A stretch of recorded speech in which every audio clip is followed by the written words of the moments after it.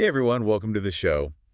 Ever think about how, I don't know, how facing death could actually help you live better? Yeah, that's a pretty deep thought, isn't it? It really is, and we're going to dive into that today with, D. Randall Blythe. yes, his memoir, Just Beyond the Light. Mm. It came out this year, 2025. And it's really not what you would expect from. A rock star memoir. Yeah. I was kind of expecting, sex, drugs, and rock and roll, the usual stuff. Oh, it's got some of that, but It's so much deeper. it really is. Blythe, he's the front man for Lamb of God.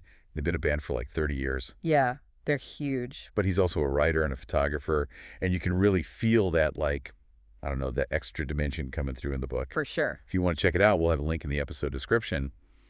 And while you're down there, hit that like button and subscribe to the channel so you don't miss any future deep dives. We do these all the time, all kinds of stuff.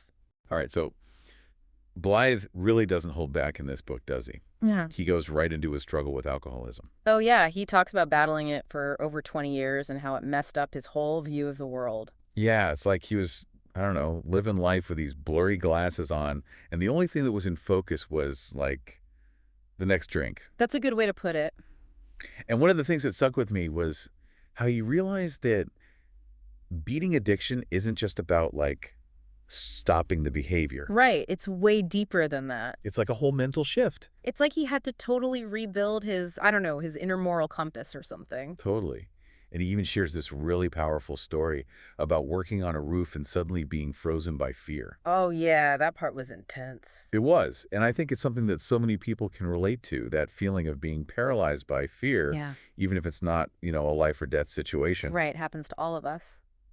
And Blythe, he connects this experience to our, primal fight or flight response, which obviously makes sense on a rooftop. Yeah. But he also talks about how in modern life, those same instincts get triggered by, everyday anxieties.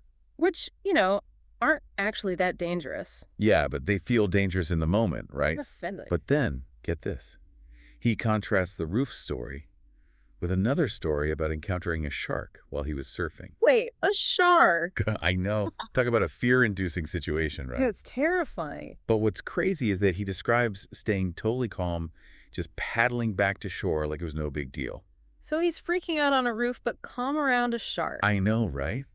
It's almost like he's learned to control his reaction to fear, even if he can't completely eliminate it.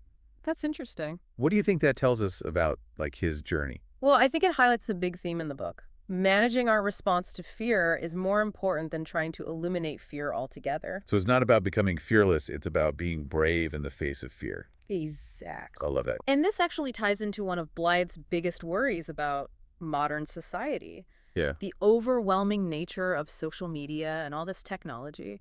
He's not a fan. No, not really. He thinks our brains just can't keep up with this constant flood of information. He paints a pretty, bleak picture, doesn't he?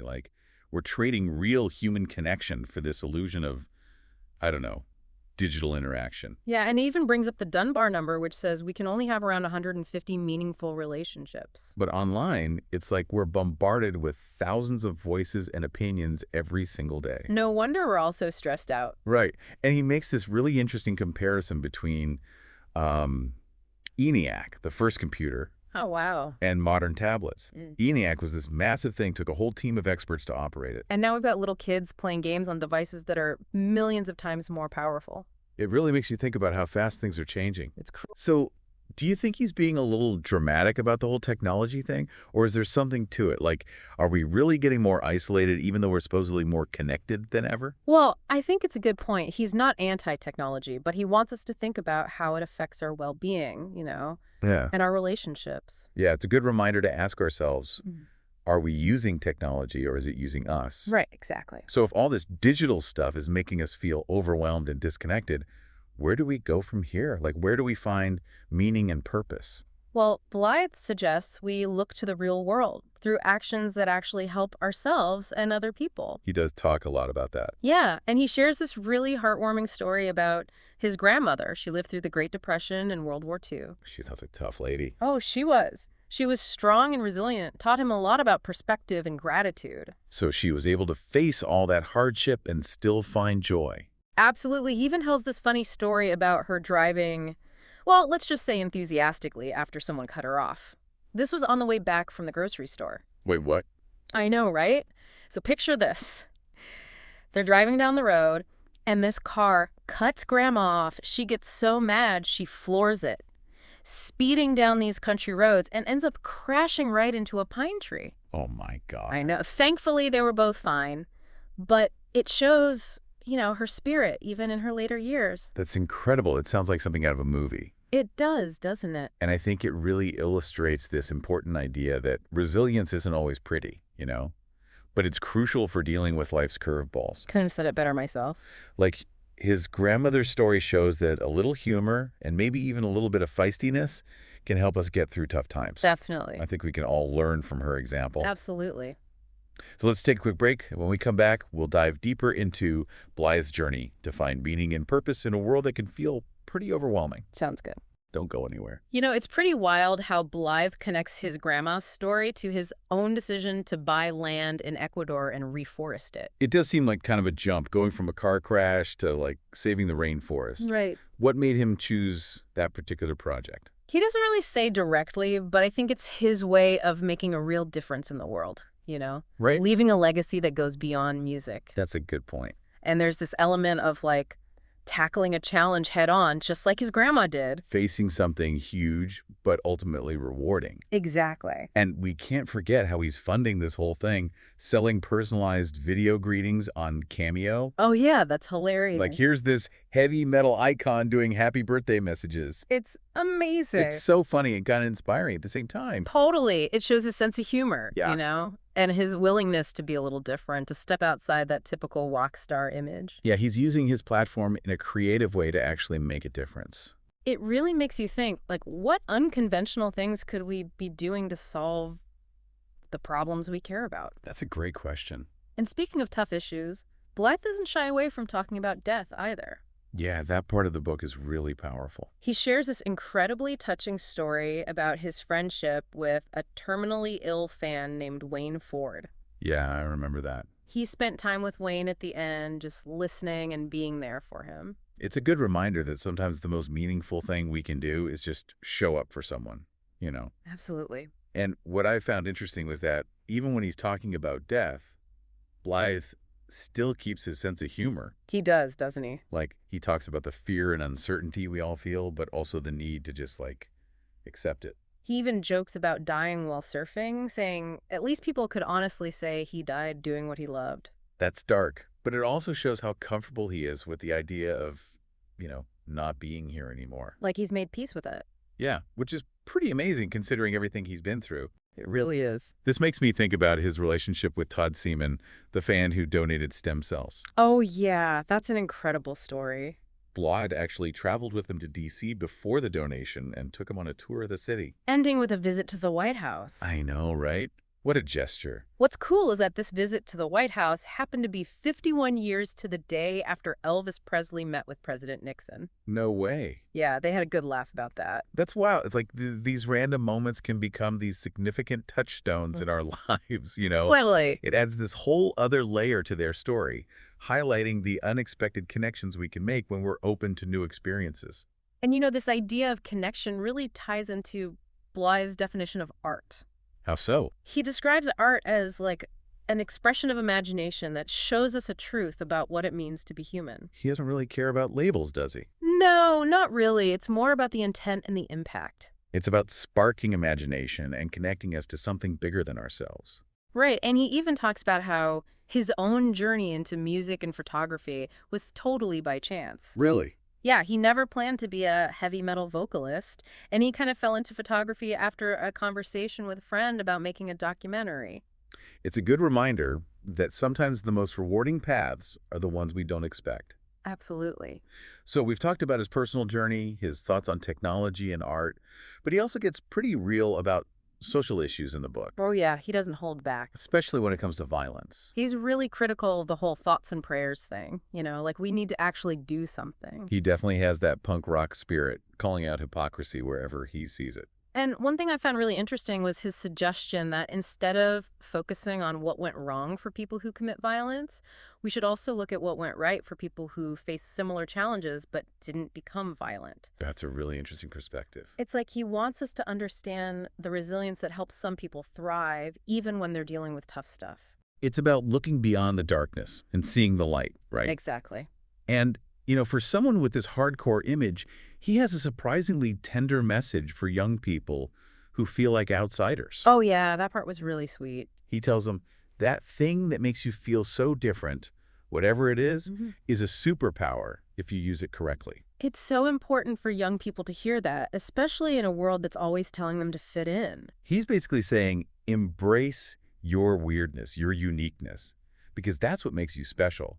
And he assures them that there are other people out there who will get them, who will appreciate them for who they are. Their tribe is out there waiting to connect. It's a powerful message of hope. It really is. Yeah. It's inspiring to see how grounded Blythe still is, even after all this success. It really proves his point about finding your tribe, connecting with people who really get you, even if you're like a rock star. Yeah, it's like fame and fortune don't erase that basic human need for connection, We all want to feel seen and understood no matter what.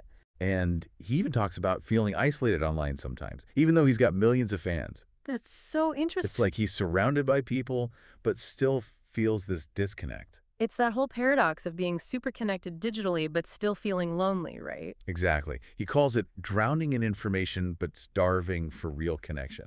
Have you ever felt that way? Oh, yeah, definitely. Especially with social media and everything. It makes you wonder if all this technology is actually making us lonelier. It's a good question, isn't it? And he talks about going on these digital diets to get away from the noise. I've tried that. Really? Yeah, I've found that taking breaks from social media really helps my mental health. I can see that. It lets me be more present, Yeah. And connect with things that actually matter. It's all about balance, right? Using technology as a tool, not letting it use us. That's it. And that idea of a balance comes up a lot in the book. Oh, totally. Like balancing his live of surfing with his music, his family, his activism. He's always trying to find that sweet spot, Yeah, between taking care of himself and engaging with the world. It's a tough balance. But it's so important. And Blythe's story reminds us that it's okay to slow down and reevaluate our priorities. Sometimes we need to step back from the chaos to figure out what really matters. And one of the things that really struck me was how open he is about his own capacity for violence. That was pretty powerful. You could have easily skipped over that, But he doesn't shy away from it. He recognizes that potential within himself, even as a sober adult. It's a pretty vulnerable thing to admit. And what's important is that he doesn't glorify violence. Right. He sees it as a last resort. And he brings up this idea that our actions can have ripple effects that we don't even realize. Like that butterfly effect thing. Yeah, exactly. He uses the example of his cocaine use and how it contributed to the drug trade. That's heavy stuff. He's saying that even small choices can have huge consequences, and we need to be aware of that. It's about realizing that we're all connected. Our lives are intertwined, even with people we've never met. It's a big responsibility. And it goes back to that idea of personal responsibility, which is such a big part of his message. He's saying that we all have a part to play in making the world a better place. And it starts with being aware of how our choices affect others. That's a powerful message. And it's interesting how he balances this awareness of darkness with his respect for his elders. Like his grandmother. He learned so much from her, especially about resilience and gratitude. He tells the story about how her memory started to fade, and she'd ask the same questions over and over. Yeah, I remember that. But he never got frustrated. He just saw it as her way of making sure her family was still there. It's a beautiful lesson in patience and compassion. And he encourages people to be there for their elders, even when they're dying. It's a powerful message, especially in a society that's so afraid of death. It's about respecting the cycle of life. And Blythe's book does a fantastic job of bringing all these different ideas together, It really does. His struggles, his activism, his art, it all connects. It's a really honest and moving story.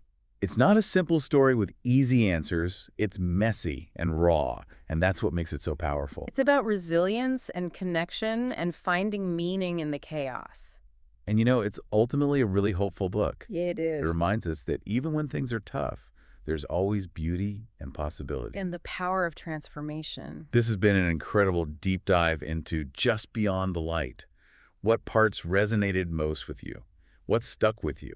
Head to the comments, and let's talk about it. And if you enjoyed this episode, share it with someone who might appreciate it.